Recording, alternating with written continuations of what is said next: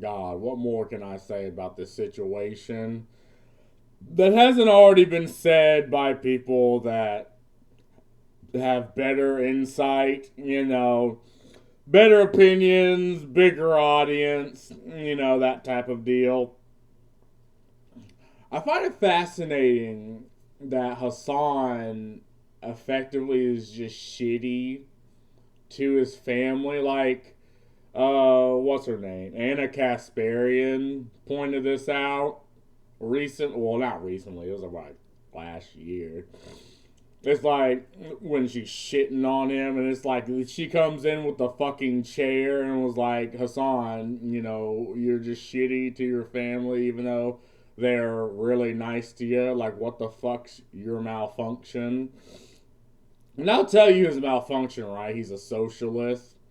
Like, it's easy to just say he's a grifter, but most people, they've been doing something for so long and they say their thing out loud, they start to believe it. And not only that, they'll start to think that they're doing a good job, right? Like, I'll get to the Cuba situation, but I generally do believe he kind of just making money off what he's doing, but I also believe that he believes what he says.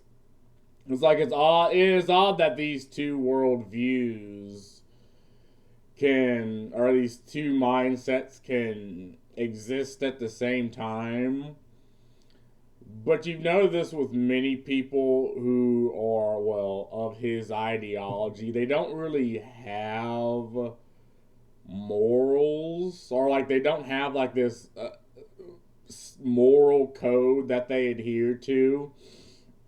They see an enemy, that they point out an enemy, they point out a villain, and then they do everything in their power to undermine said villain. Like, I guess in Hasan's case, he shits on America. Like, he views the system of America to be the enemy, and he will defend and prop up anything that is anti-American or any regime that's against America, despite being in America. Like, he legitimately thinks he's fighting an oppressive enemy. The same enemy that gives him the ability to open his fucking mouth. And apparently Twitch is the same way because they allow him. And I already give my opinions. I think he should stay right where the fuck he is. Look, someone needs... You need... Like, a lot of people have role models.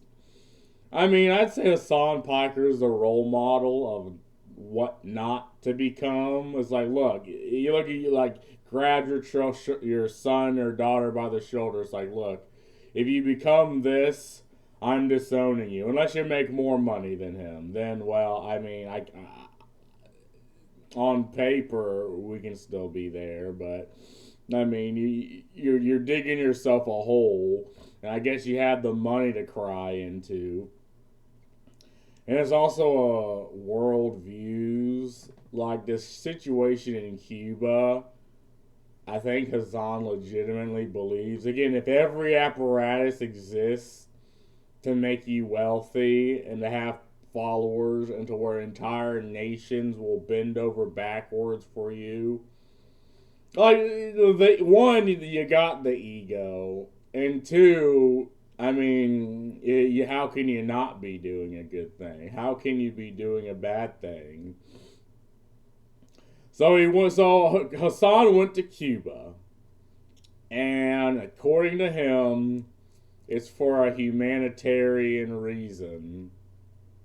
Which, okay, what he really was doing was flapping his mouth and gassing up the Cuban government. I don't believe he wasn't paid for this. They had to have dumped some level of money. Here's the thing that the left wing, the woke liberals have right that conservatives don't have, and because of that, conservatives just sort of lose, is they know where to shove their money. I had this discussion with a friend. It's like, how much money you putting towards politicians and towards NGOs and people trying to protect your freedom? Because there's a lot of money being put into taking it away, right? There's a lot of money being put into taxing you more so they can take even more money from you and then give the money to fucking Somalians, or like to take your business prospects away and give it to HB1 visas that they can pay less and effectively enact modern day slavery. It's like modern day slavery is they can still just pay you, but objectively less than an American citizen. Like if you're an American citizen, unfortunately in the tech industry, you're born wrong. You know, they can't exploit you, but they can exploit the HB1 visa. Like, how much money do you think is being shoved into these apparatuses? Well, enough to have them continue, right? And how much money is being shoved into protecting you as an American? You know, not very much. Or at least if the people who are doing it, they expect to have the system go against them. Well, I guess in Hasan's case, fortunately, the system defends and protects him. You know, like, even the government of Cuba, like while Cuba was hitting blackouts, you know, across the nation, you know, the one hotel that Hasan Piker was in ended up having electricity, you know, having armed guards. And there's this video of this, just the average Cuban citizen going in there. And obviously he wasn't supposed to be there, but he went there into that, literally the exact same hotel that Hasan was in. And he's looking at the prices. He's looking at the fact that it has electricity. And when you have a guy on the street with a camera looking at prices, like, you automatically lose the argument. It's like, I didn't know what he was saying, right? I didn't know what was the words being spoken by the individual, but I absolutely understand what he was saying. It's like absolutely zero knowing, but 100% understanding. You know, he had much disdain in his voice whenever this was happening. And obviously there's going to be, like, I 100% believe, like, name the shittiest fucking nation on the planet. Like, it's going to look good to tourists, you know, to people, you know, putting money into your economy just by, you know, tourism alone. But that's not really how the average citizen lives in said country, right?